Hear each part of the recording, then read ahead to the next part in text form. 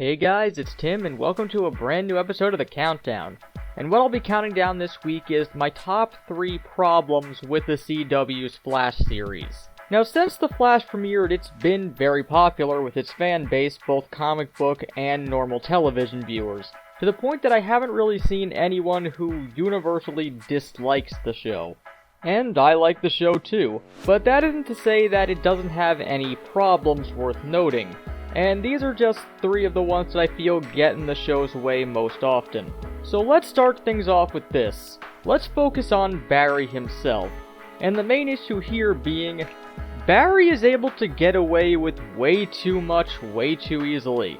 Now don't get me wrong, Barry is a nice guy and he's not meaningfully malicious most of the time, but there's so much stuff in this series that he's just been able to get away with because everyone views him as such a nice guy. It's to the point where it feels like the writers and even Barry himself are just using everyone's view of him as a nice guy to be able to avoid consequence for his actions and maintain the status quo.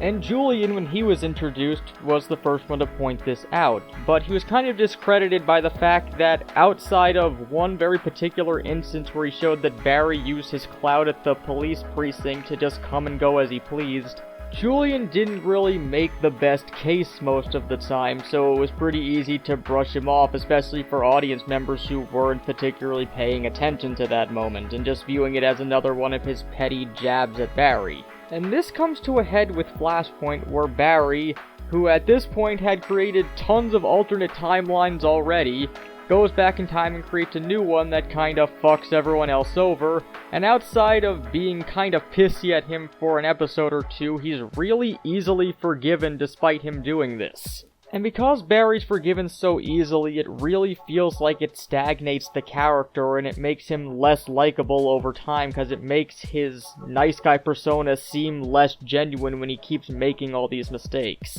But for my next point, let's move on from Barry the person to Barry as the Flash, and the fact that Speed really isn't presented all that well on this show. Now, I understand budgetary limitations of being a weekly television series as opposed to a movie or an animated series, but even beyond that, just the way that they present how Speed works, or specifically how Barry's speed works, it just kind of falls apart with how he uses it.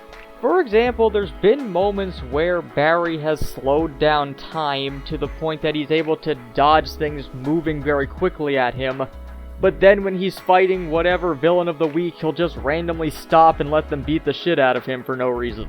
And I get not wanting to overpower the character because then a lot of audiences would find him boring, but don't present him as being so fast that he can dodge a bullet, but not so fast that he can't dodge someone punching him from close range. Especially since he's not fighting like Deathstroke or Batman. These aren't martial arts masters, they're just random people who gain superpowers and are now beating the shit out of him.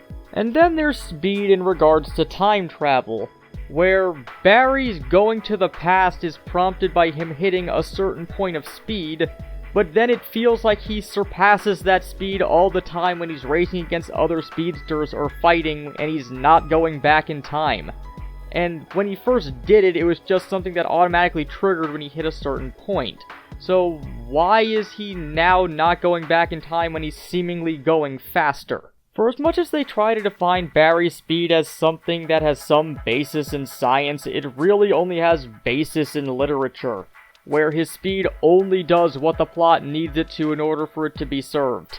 And on the subject of speed, let's move on to my third and final problem: the show's use of villains. And this one I think is a fairly common complaint, where he keeps having to go up against new and faster speedsters every season, and it just lacks variety in the big bad of every season. First we had Reverse Flash, who was faster than him. Then we had Zoom, who's faster than him. Now we have Savitar, who's again faster than him, which kind of makes Barry's assertion in the opening credits every week a lie. It's kind of hard to claim that you're the fastest person alive when you can point to 3 other people who you're trying to catch up to. And this is disappointing for 2 reasons. Number one, it kind of doesn't show the villains really thinking out of the box in order to stop him, cause they're just stronger than him, they don't really have to try. Sure, there might be some forward thinking there, but really more so in hurting him emotionally and not so much physically, cause they can do that fairly easily. And secondly, next to Batman and Spider-Man, Barry has one of the most interesting rogues gallery in comics. And we've seen a lot of them show up on the show, but they've either left the show like Heatwave and Captain Cold, who went on to be part of Legends of Tomorrow, they only show up sporadically or only have one episode appearances, or in the case of the Top and Mirror Master where they just weren't handled well. But despite this, it would still be nice to have the Rogues or Gorilla Grodd be the villain of a season. But even though we've gotten signs of this, every time we get close to it, they pull the rug out from under us and give us another speedster. At this point, for better or worse, all of the major members of the Rogues have shown up on The Flash, but there's really no sign that they're ever going to get close to conjoining all the members as a group.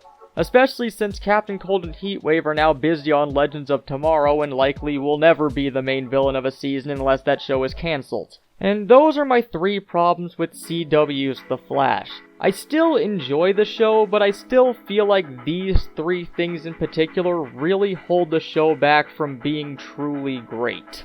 But what do you guys think about this? Do you think that my points are valid? Do you think that they don't really affect all that much in the long run? Well, as always, let us know down in the comment what your thoughts are, and until next time, this has been Tim from the Hybrid Network, signing out.